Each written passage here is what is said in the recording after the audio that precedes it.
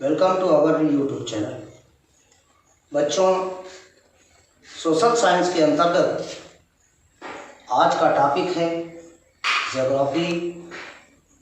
और इसके अंतर्गत इससे पूर्व के वीडियो में हमने आपको संसाधन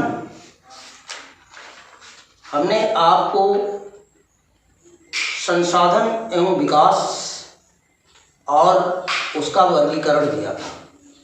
आज हम आपको संसाधनों के प्रकार पढ़ाने जा रहे हैं।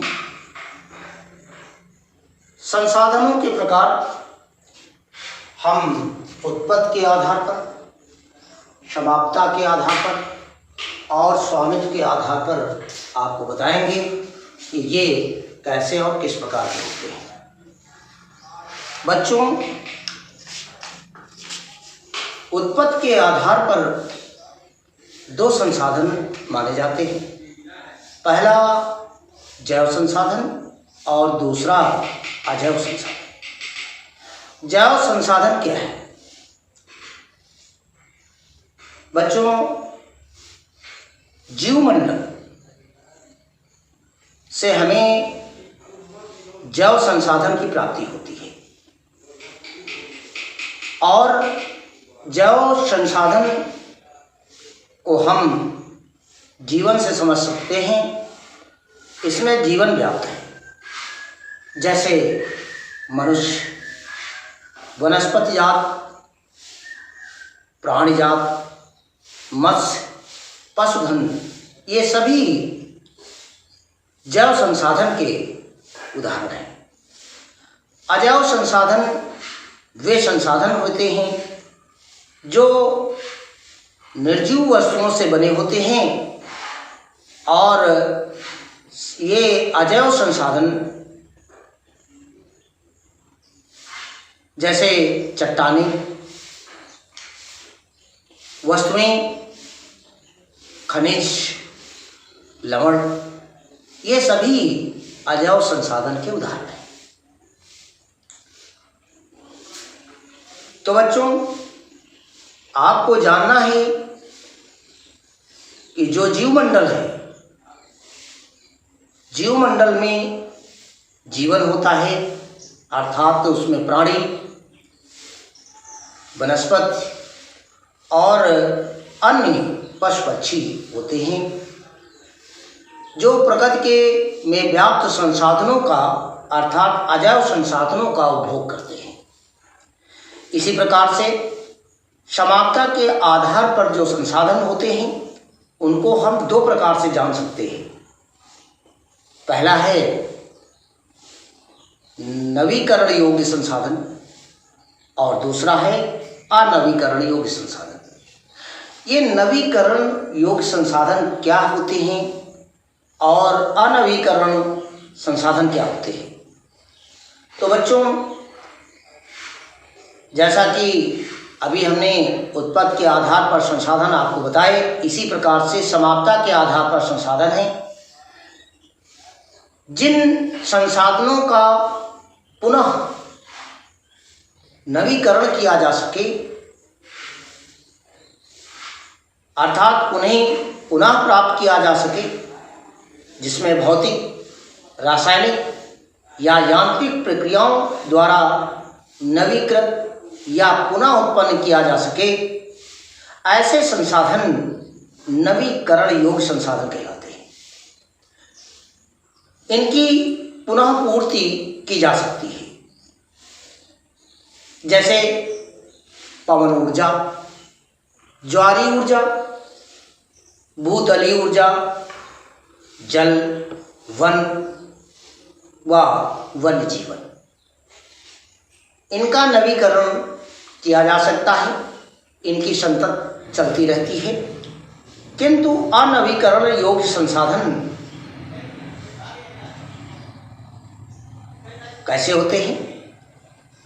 एक लंबी अवधि के दौरान एक लंबे भूवैज्ञानिक अंतराल में इन संसाधनों का विकास होता है। खनिज, जीवाश्म, और ईंधन इस प्रकार के उदाहरण हैं। इनके बनने में दीर्घ काल का समय लग जाता है और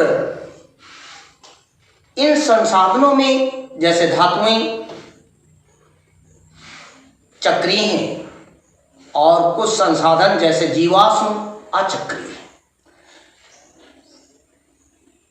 वह एक बार के प्रयोग के साथ ही ये खत्म हो जाते हैं, इनका अस्तित्व समाप्त हो जाता है।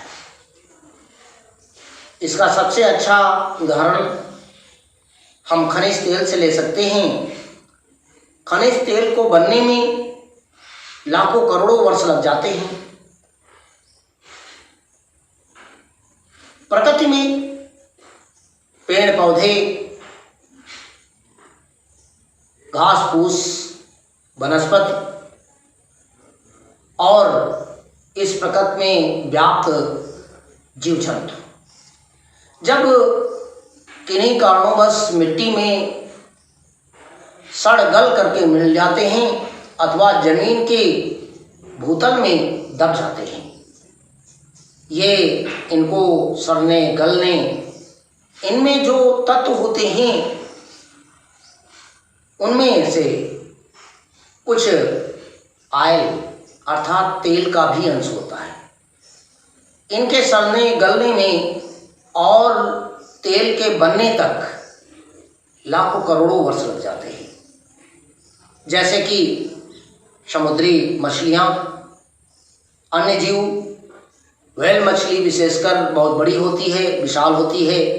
जब ये चट्टानों में अंदर अपना घर बनाती हैं तो कभी कभी ऐसा होता है कि चट्टानें टूटती हैं, बैठ जाती हैं और ये मछलियाँ उसमें दब कर रह जाती हैं। फिर शुरू होता है इनका नवीकरण, अर्थात ये सड़ना गलना शुरू हो जाते हैं और उनमें जो फैट होती है जिसे बबलर कहते हैं वो गल कर रिस कर मिट्टी के कणों से होते सने हुए उसमें ये पीस प्रक्रिया में बहुत समय लग जाता है और तब यही तेल हमें ईंधन के रूप में, खनिज तेल के रूप में प्राप्त होता है। इसे हम अनवीकरण योग्य संसाधन कहते हैं। ऐसा इसलिए कहते हैं क्योंकि ये पुनः प्राप्त नहीं किए जा सकते। इनको प्राप्त करने में एक बार जिस खनिज का हम दोहन कर लेते हैं उनको पुनः प्राप्त करने नहीं किया जा सकता। इनके बनने में बहुत लाखों करोड़ों वर्ष लग जाते हैं और तब जाकर ये तैयार होते हैं। इसलिए इन संसाधनों को हम अनवीकरण योग्य संसाधन में रखते हैं। नेक्स्ट है स्वामित्व के आधार पर संसाधन। तो बच्चों, ऐसे संसाधन जिन पर किसी व्यक्ति विशेष का एक अधिकार होता है, स्वामित्व होता है, जैसे कि गांव की चारण भूमि अर्थात चारागाह, शमशान भूमि जहाँ पर शवों को गाड़ा जाता है, तालाब, नगरीय सार्वजनिक पार्क, पिकनिक स्थल और इसी प्रकार के सार्वजनिक स्थल, ये ऐसे संसाधन हैं जो समुदाय के अंतर्गत आते हैं, यानी ये सामुदायिक होते हैं। समूह में इनका लोग उपभोग करते हैं। शमशान सभी के लिए खुले हैं, वे अपने परिवार के सदस्यों को, मृत सदस्यों को वहाँ दफना सकते हैं। इसी प्रकार से सड़कें हैं, पार्क हैं, तालाब हैं, भूमचारण हैं अर्थात चारागाह हैं। गांव के सभी लोग अपने जानवरों को वहाँ पर चरने के लिए छोड़ सकते हैं। इसलिए ये सामुदायिक संसाधन कहलाते हैं, अर्थात समुदाय के सभी सदस्यों को ये संसाधन उपलब्ध होते हैं, यानी कि सभी समुदाय के सभी लोगों का इन संसाधनों पर अधिकार होता है। किसानों को आवंटित भूमि, लगानी भूमि, शहरों के भूखंड, घर, बाग, चारागाह, तालाब और कुएं आदि निजी व्यक्तित्व वाले संसाधन कहलाते हैं। बच्चों, व्यक्तिगत संसाधन के अंतर्गत हमने इसको बताया। इसका दूसरा है सामुदायिक। ये हमने सामुदायिक स्वामित्व वाले संसाधन बताए और अब आप जानेंगे राष्ट्रीय संसाधन कैसे होते हैं। ऐसे संसाधन जैसे सड़कें हैं, नहरें हैं, रेल लाइनें हैं, खनिज पदार्थ हैं, जल है, वन संसाधन हैं, भू सागरी तट है, समुद्र है और ऐसा महासागरीय क्षेत्र जो राष्ट्रीय संसाधन कहलाते हैं। किसी देश की सरकार को ये कानूनी अधिकार प्राप्त होता है कि वो व्यक्तिगत संसाधनों को भी जन समुदाय के हित में अधिग्रहित कर सकता है। कोई भी देश अगर वो ये समझता है, वहाँ की सरकारें ये समझती हैं कि इस व्यक्तिगत, जैसा कि जब हम 2 लेन्स, 4 लेन्स, 6 लेन्स, 8 लेन्स की सड़कें बनाते हैं तो इसमें बहुतायत में तीव्र गति से चलने वाली गाड़ियाँ चलती हैं और ये सरकार की एक महत्वाकांक्षी योजनाएं होती हैं। सरकार की महत्वाकांक्षी ऐसी योजनाएं होती हैं जैसे कि अस्पताल बनाना, स्कूल खोलना। तब सरकारें किसानों की ज़मीन को अधिग्रहित करती हैं, उन्हें उसके बदले मुआवजा देकर या फिर सरकार बिना कुछ दिए हुए भी वे इन ज़मीनों का अधिग्रहण कर सकती हैं, समुद्र तटों का अधिग्रहण कर सकती हैं, पहाड़ी क्षेत्रों का अधिग्रहण कर सकती हैं। ये उनका अधिकार होता है। और इसके बाद हम आपको बता रहे हैं अंतर्राष्ट्रीय संसाधन। कौन से संसाधन होते हैं? कुछ अंतर्राष्ट्रीय संस्थाएं हैं जो संसाधनों को नियंत्रित करती हैं। अपवर्जक आर्थिक क्षेत्र जैसे कि तट रेखा 200 समुद्री मील की दूरी से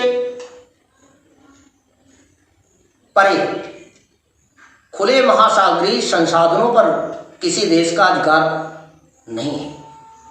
अर्थात अगर हम अंतर्राष्ट्रीय स्तर पर देखें तो जो खुले महासागरीय तट हैं उनका किसी भी देश का उन पर एकाधिकार नहीं हो सकता है। इन संसाधनों को अंतर्राष्ट्रीय संसाधन कहते हैं। इनका प्रयोग पोर्ट, बंदरगाहों यानी कि अन्य देशों से किसी दूसरे देश में अपने जहाज़, वहाँ पर बेड़ा बनाकर अपने जहाज़ों को रोकने के लिए किया जा सकता है। अंतर्राष्ट्रीय स्तर पर जो सुरक्षा परिषद है इसकी निगरानी करती हैं।